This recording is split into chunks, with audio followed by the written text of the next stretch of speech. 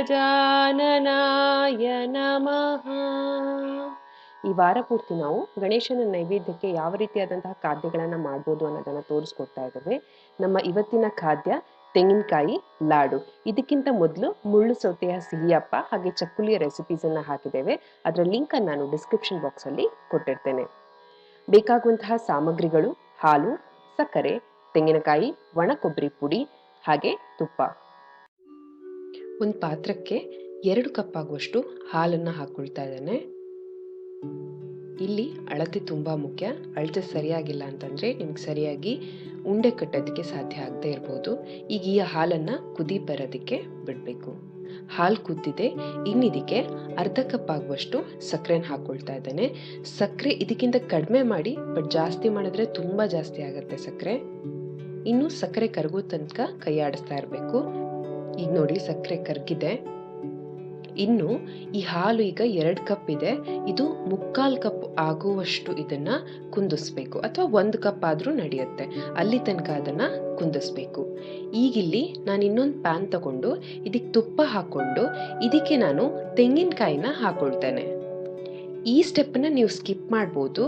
ನಿಮ್ಮ ಹತ್ರ ಒಣ ಕೊಬ್ಬರಿ ಪುಡಿ ಅಥವಾ ಕೋಕೋನಟ್ ಪೌಡರ್ ಅಂತ ಏನು ಮಾರ್ಕೆಟಲ್ಲಿ ಸಿಗುತ್ತೆ ಅದಿದ್ರೆ ನೋಡಿ. ಇಲ್ಲಿ ನಾನು 1 ಕಪ್ ಆಗುವಷ್ಟು ತೆಂಗಿನಕಾಯಿನ ಹಾಕಿದ್ದೇನೆ. ತೆಂಗಿನಕಾಯಿನ ತುಂಬ ಒತ್ತಿ ತಗೊಳ್ಳಿ, ಇಲ್ಲ ಅಂತಂದರೆ ಮತ್ತೆ ಮೆಷರ್ಮೆಂಟ್ ವ್ಯತ್ಯಾಸ ಆಗುತ್ತೆ, ಸಿಹಿ ಜಾಸ್ತಿ ಆಗುತ್ತೆ, ಹಾಗೆ ಹಾಲು ಜಾಸ್ತಿ ಆಗುತ್ತೆ, ಮತ್ತೆ ಅದರಿಂದ ಲಡ್ಡು ಕಟ್ಟೋದಕ್ಕೆ ಸಾಧ್ಯವಾಗದೇ ಇರಬಹುದು. ಇಲ್ಲಿ ನಾವು ತೆಂಗಿನಕಾಯಿಯಲ್ಲಿರುವಂತಹ ನೀರಿನ ಅಂಶ ಹೋಗೋ ತನಕ ನಾವಿದನ್ನ ಫ್ರೈ ಮಾಡ್ತಾ ಇರಬೇಕು. ಇಲ್ಲಿ ತುಪ್ಪದ ಬಳಕೆ ನಿಮಗೆ ಬೇಡ ಅಂತಂದ್ರೆ ಬಿಡಬಹುದು, ಆದ್ರೆ ಅಂತ ಸಂದರ್ಭದಲ್ಲಿ ತೆಂಗಿನಕಾಯಿನ ನೀವು ಕಂಟಿನ್ಯೂಸ್ ಆಗಿ ಕೈ ಆಡಿಸ್ತಾ ಇರಬೇಕು, ಇಲ್ಲ ಅಂತಂದ್ರೆ ತಳ ಹಿಡ್ಕೊಂಡು ಬಿಡ್ತದೆ. ನೋಡಿ ಈಗ ಇದು ಆಗ್ತಾ ಬಂದಿದೆ. ಇದೀಗ ಆಗಿದೆ. ಈಗ ಇಲ್ಲಿ ಹಾಲು ಕೂಡ ಅಷ್ಟೇ ಅರ್ಧಕ್ಕರ್ಧ ಆಗಿದೆ, ಅಂದ್ರೆ 3/4 ಕಪ್ ಆಗುವಷ್ಟು ಆಗಿದೆ ಇದು. ಇನ್ನಿದಕ್ಕೆ ನಾವು ಹುರಿದಿಟ್ಕೊಂಡಿರುವಂತಹ ತೆಂಗಿನಕಾಯಿನ ಹಾಕೊಳ್ಳೋಣ. ಈ ವಿಡಿಯೋ ನಿಮ್ಗೆ ಇಷ್ಟವಾದಲ್ಲಿ ಖಂಡಿತವಾಗ್ಲೂ ಲೈಕ್ ಮಾಡಿ, ಹಾಗೆ ಶೇರ್, ಹಾಗೆ ಸಬ್ಸ್ಕ್ರೈಬ್ ಮಾಡಿ. ಇನ್ನಿದನ್ನ ಚೆನ್ನಾಗಿ ಮಿಕ್ಸ್ ಮಾಡ್ಕೊಳ್ಳೋಣ. ಈಗ ಇದನ್ನ ಚೆನ್ನಾಗಿ ಕುದಿಯೋದಿಕ್ ಬಿಡಬೇಕು.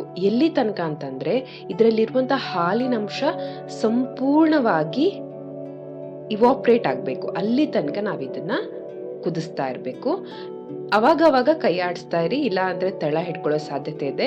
ಮತ್ತೆ ಇದನ್ನ ಮೀಡಿಯಂ ಇಲ್ಲ ಸಿಮ್ ಫ್ಲೇಮ್ ಅಲ್ಲೇ ಮಾಡಬೇಕು. ನೋಡಿ ಇದೀಗ ಆಗ್ತಾ ಬಂದಿದೆ. ಇದರಲ್ಲಿರುವಂತಹ ಹಾಲಿನ ಅಂಶ ಸಂಪೂರ್ಣವಾಗಿ ಕುಂದಿ ಹೋಗಿದೆ. ಇದೀಗ ಪರ್ಫೆಕ್ಟ್ ಆಗಿದೆ ಕನ್ಸಿಸ್ಟೆನ್ಸಿ. ಇನ್ನೀಗ ಒಂದು ಪ್ಲೇಟಿಗೆ ನಾನು ಸ್ವಲ್ಪ ತುಪ್ಪ ಸವರಿ ಇಟ್ಕೊಂಡಿದ್ದೇನೆ.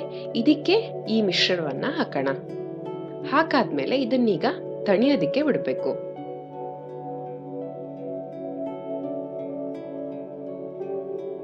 ಇದೇ ರೀತಿ ಬೇಕಾದ್ರೆ ನೀವು ಬರ್ಫಿ ತರ ಕೂಡ ಕಟ್ ಮಾಡಿ ಇಟ್ಕೊಳ್ಬಹುದು, ಬಟ್ ನಾನಿವತ್ತು ಲಡ್ಡು ಮಾಡ್ತಾ ಇದ್ದೇನೆ. ಈಗಿದು ತಣ್ದಿದೆ. ನನ್ನ ಕೈಗೆ ಸ್ವಲ್ಪ ತುಪ್ಪ ಹಚ್ಕೊಂಡು ಇದನ್ನ ಲಡ್ಡು ಆಕಾರಕ್ಕೆ ಮಾಡ್ತೇನೆ.